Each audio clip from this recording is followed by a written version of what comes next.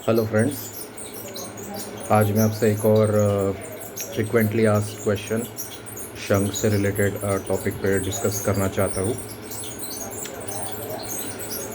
हालांकि ये वीडियो में मैंने पहले भी थोड़ा सा कुछ बातें शेयर की थी, सोचा फिर से रिपीट कर दूँ एक बार। तो आज का टॉपिक है कि हाउ टू कीप योर शंख एट होम। शंख मिलने के बाद उसे अपने पूजा घर में या मंदिर में कैसे रखें।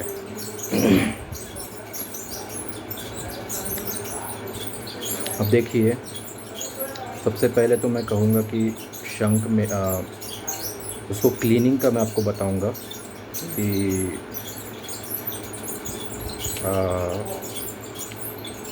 शंख को मतलब मैं कहूँगा कि अपने टैप वाटर से बिल्कुल मत धोइएगा, क्योंकि वो शंख सरफेस को डैमेज कर सकता है।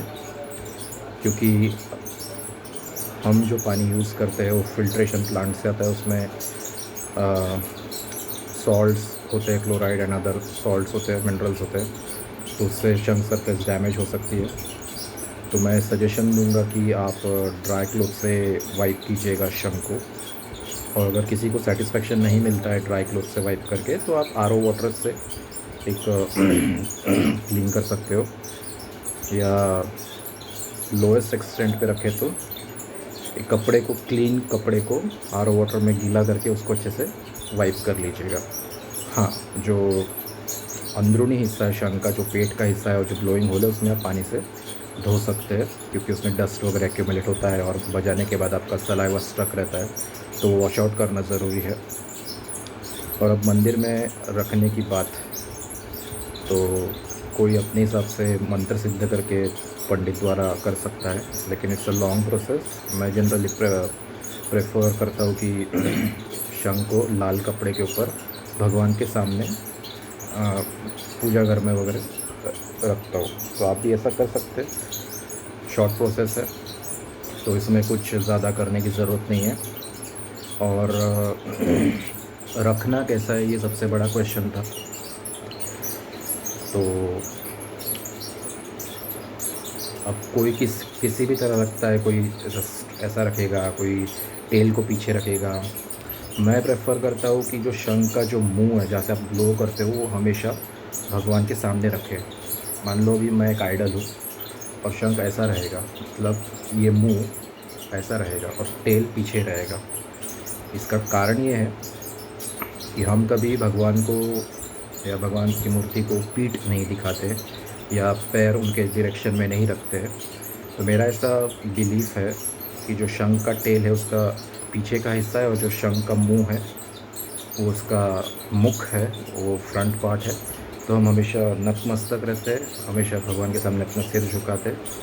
तो मेरा यही मानना है कि जो मुंह है शंख का मुंह, उसका फ्रंट पार्ट है, तो हमेशा मुंह चरणों में ही रहना चाहिए शंख का भगवान के सामने, रिगार्डलेस ऑफ द फैक्ट कोई लिविंग बीइंग है, नॉन लिविंग बीइंग है। शंख तो वैसे नॉन लिविंग है, लेकिन फिर भी मेरा एक पर्सनल बिलीफ है, एक इमोशन अटैच है कि हम जैसे भगवान के सामने अपना मुख झुकाते हैं, शंख को भी वैसे ही रखना चाहिए।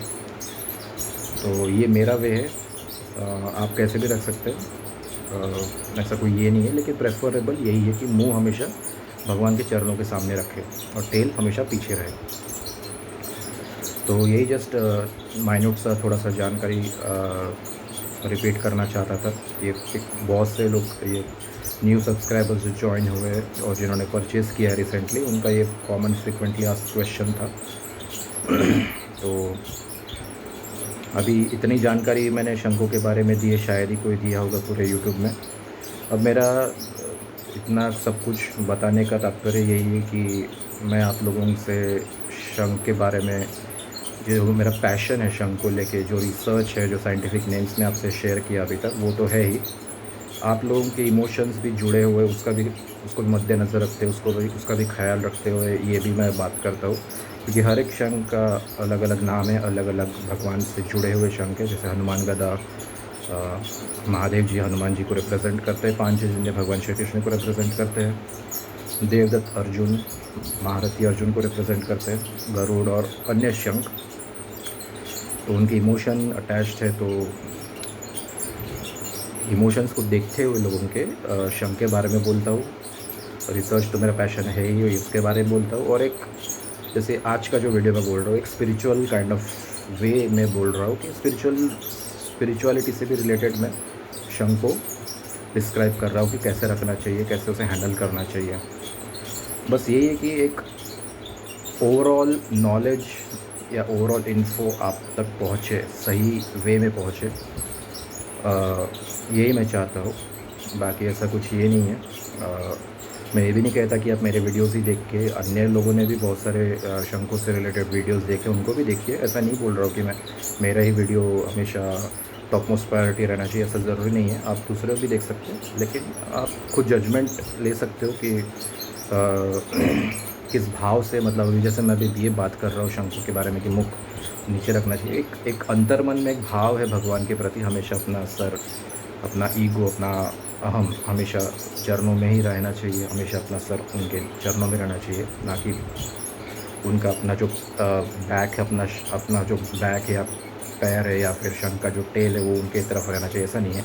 It's kind of insulting feel लगता है कि पैर उनकी तरफ शो कर रहे, ऐसा नहीं। मतलब मुंह हमेशा, मतलब एक रिस्पेक्ट, एक ग्रैटिट्यूड के वे में हमेशा हमको अपना सर झुका के शंख को भी वैसा ही रखना चाहिए। बस ये इन जनरल वे में आपको मैं डिस्क्राइब कर रहा था। सो आई होप ये ओवरऑल स्पिरिचुअल इन्फो, शंख को स्पिरिचुअल वे में डिस्क्राइब करना, आपके इमोशन से रिलेटेड और उनसे जुड़ी बातें डिस्क्राइब करना और पैशन और रिसर्च शेयर करना आपको पसंद आ रहा है। Do like and subscribe. मैं ऐसे अलग अलग शंखों से रिलेटेड टॉपिक्स मैं डिस्कस करते रहूँगा, और न्यू शंख भी मैं और ग्लोइंग वीडियोस में डालते ही रहता हूँ, और स्पिरिचुअल टॉपिक्स में बात करते ही रहता हूँ। सो आई होप ये वीडियो आपको पसंद आया होगा। Do like and subscribe. So मिलते हैं अगले वीडियो में एक नए टॉपिक के साथ। Thank you so much and जय श्री कृष्णा।